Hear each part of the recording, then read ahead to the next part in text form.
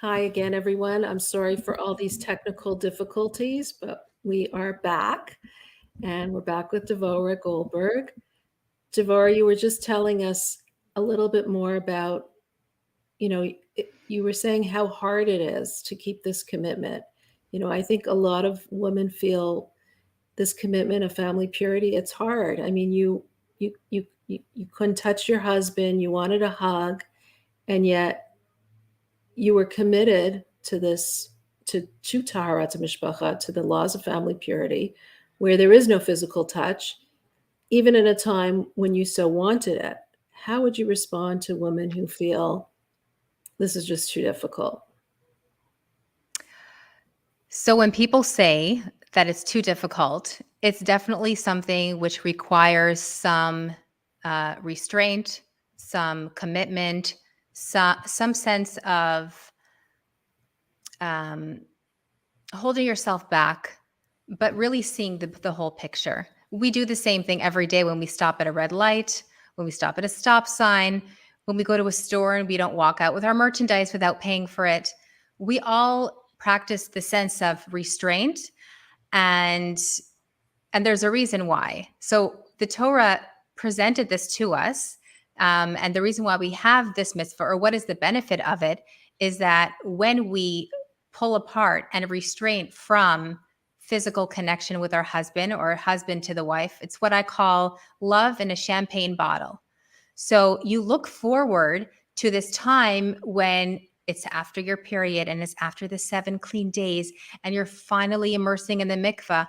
But while you're looking forward, you may have days that you want to cuddle. You may have days that you want to give a quick hug or kiss. You may have days that you really want to get physically close, but you can't. So it's like that champagne bottle that when you shake it, the carbonation is building up.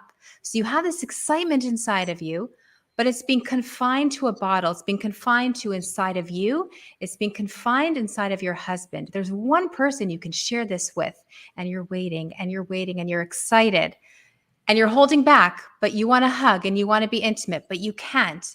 And then finally, when that bottle top pops, the excitement is overflowing and you get to experience that on a real, emotional, healthy level.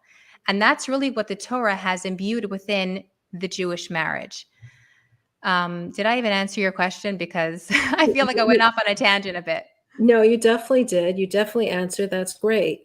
Um, I guess the commitment, though, is, you're saying it's a commit. It helps you on an emotional level, on a physical level, on a sexual level. It makes you feel that closeness and that connection.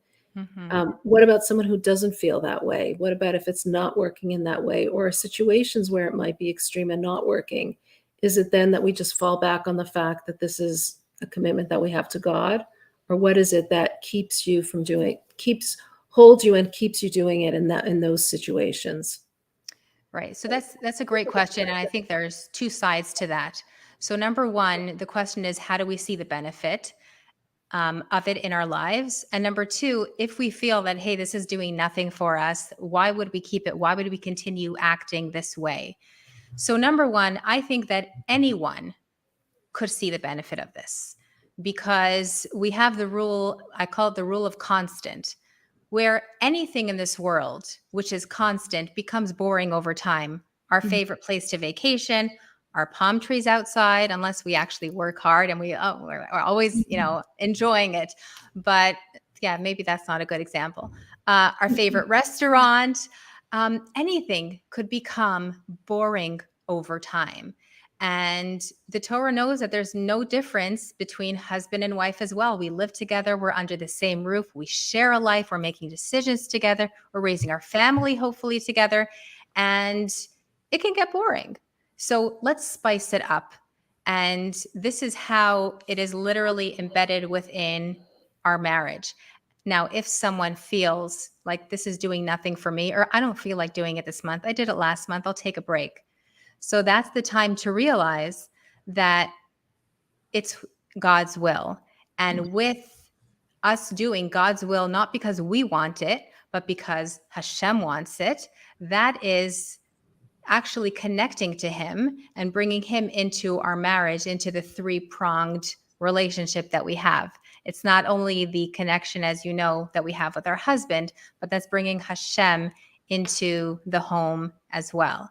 Hmm. And I find that I see the correlation, how this actually saved my life. And this was a very pertinent part of my story because, like I said in the beginning, I was feeling pain, but I was just casting it aside. But at the same time, I really wanted to be together with my husband. We wanted to reconnect, but I couldn't. And that was a red flag for me. Even if the doctor said, "You're fine, blood is no problem," she didn't understand the Jewish aspect, the family purity aspect, that I wanted to reconnect. And because So of that that's red what flag, really pushed you, I guess, to really find out, and that's what helped you to detect that there was this problem. exactly. Wow, interesting. That's quite amazing. How are you feeling now about your loss? How do I feel about my loss? I feel that I had a task to house a baby inside of me for a number of weeks, and I accepted it.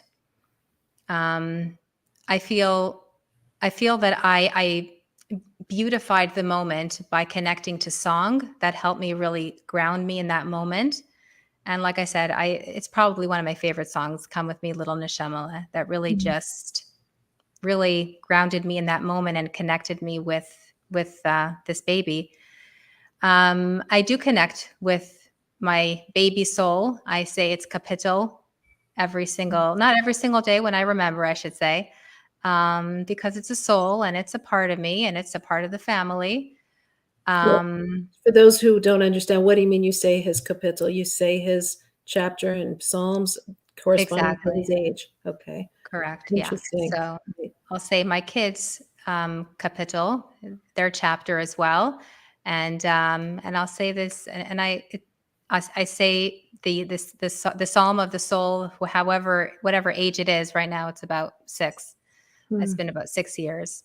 So, and at the same time, I'm left with gratitude because at the time when my husband and I were experiencing this, there was a culminative, the whole time that we were actually physically separated, we could not touch each other, and we weren't sexually active. This was about 3 months. Hmm. So when we talk about 2 weeks on and 2 weeks off and the commitment to taking that break, and then we see that sometimes people are challenged. They have medical situations that may come up, and sticking with that commitment, whether it's easy or not, allows us to foster and build the other side of the relationship, which is communication, compassion, understanding. So that's maybe husband buying the wife flowers. Maybe at that time, my husband let me sleep in a little bit more. Maybe he took care of dinners and took care of bedtime for the kids a little bit more. And just talking and feeling things out because touching wasn't an option. Hmm. So it's really about, I guess, keeping an emotional connection, developing an emotional connection, because sometimes physical, a kiss could cover so much, and here you have to really work through the issues of your relationship.